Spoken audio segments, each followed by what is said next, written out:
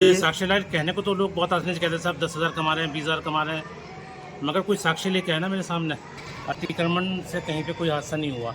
अगर आप देखें, अगर मैं आपको कहूँ कि ये ट्रक जो है पहले एलम में टक्कर मार के भागा है, तो एलम में तो कोई अतिक्रमण नहीं था। 3 तारीख को कांदला के बस स्टैंड पर एक दुर्घटना हुई ट्रक के द्वारा, जिसमें कांदला में 3 लोगों की मौके पर ही मौत हो गई। एक व्यक्ति की मौत एलम में हुई, कुल मिलाकर 4 मौतें हुई। उसके बाद एक बवाल सा छिड़ गया सोशल मीडिया पर भी और लोगों की ज़बानों पर भी कि अतिक्रमण को लेकर यह घटना घटी है, अतिक्रमण को हटाया जाए। अतिक्रमण नगर पालिका के अंतर्गत आता है, उसी को जानने के लिए हम आए हैं मौजूदा चेयरमैन जनाब नजमुल इस्लाम के निवास पर। उन्हीं से बातचीत करेंगे कि आखिर ये अतिक्रमण का मामला क्या है। आपने देखा सर, ये पेपर में भी और सोशल मीडिया पर भी दोषी ठहराया जा रहा है नगर पालिका को इस कांड को लेकर के। ये जो हुआ है, घटना हुई है, कहीं ना कहीं ये अतिक्रमण जो फैला है उसकी वजह। देखिए, सबसे पहले तो मैं ये बात क्लियर कर देना चाहता हूँ कि अतिक्रमण का और इस हादसे का कोई ताल्लुक़ नहीं है। हादसा कहीं भी किसी भी वक्त हो सकता है, और ये हादसा भी उसी की कड़ी में हुआ। एलम में भी तो हादसा हुआ ना जी, वही हादसा फिर कांदे में आके हुआ। तो अगर इसको हम कहें कि अतिक्रमण की वजह से हुआ है, ये बात गलत है। दूसरी बात यह है कि अगर आप देखेंगे जहाँ पर ट्रक का हादसा हुआ, ट्रक जो है दुकानों को तोड़ता हुआ बंगले के अंदर घुस गया, तो बंगला कौन सा अतिक्रमण में है? मैं मानता हूँ कि अतिक्रमण एक समस्या है हमारे शहर में, और बहुत बड़ी, हम उस पर जल्दी कदम उठाने भी जा रहे हैं। हमने बाज़ार से लेकर और अड्डे तक हम इसकी स्थिति को हम सुधारेंगे। हमने अड्डे वालों से बात भी हुई, काफ़ी लोग मेरे पास आए भी, कल इकट्ठे होकर आए थे अड्डे के काफ़ी लोग, उन्होंने अपनी समस्या सामने रखी। ये मुद्दा जो है अतिक्रमण का ना होकर रोज़गार से जुड़ा हुआ मुद्दा है। कांदे के ज़्यादातर गरीब लोगों का रोज़गार जो है वो बस अड्डे से है।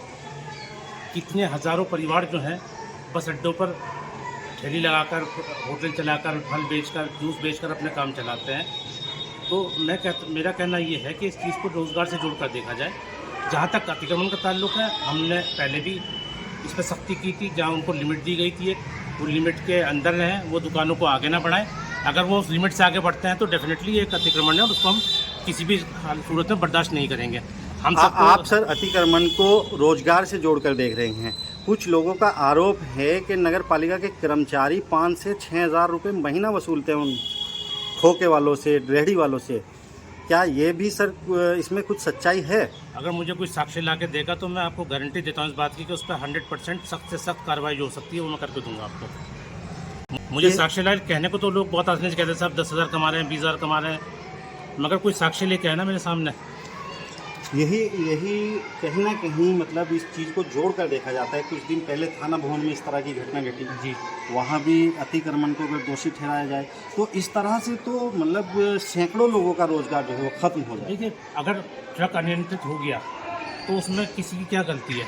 ड्राइवर की गलती है। ट्रक अनियंत्रित हो गया, वो अपना कंट्रोल खो बैठा, और वो जाकर वो बाईं तरफ घुसा, वो दाईं तरफ की दुकानों में जा सकता था। मेरी दुकानें बनी हुई है वहाँ, वो तो अतिक्रमण में नहीं है। तो फिर आप क्या कहते हैं, फिर भी अतिक्रमण रहता क्या? ये तो हादसा है, कहीं पर भी किसी भी वक्त हो सकता है।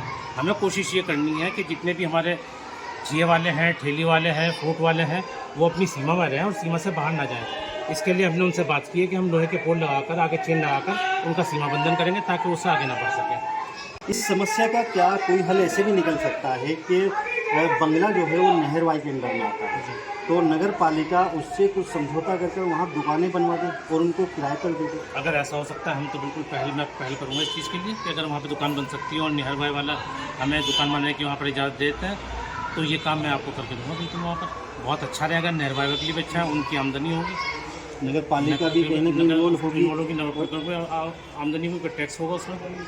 अतिक्रमण का मसला बाजार से लेके सड़क तक फैला हुआ है।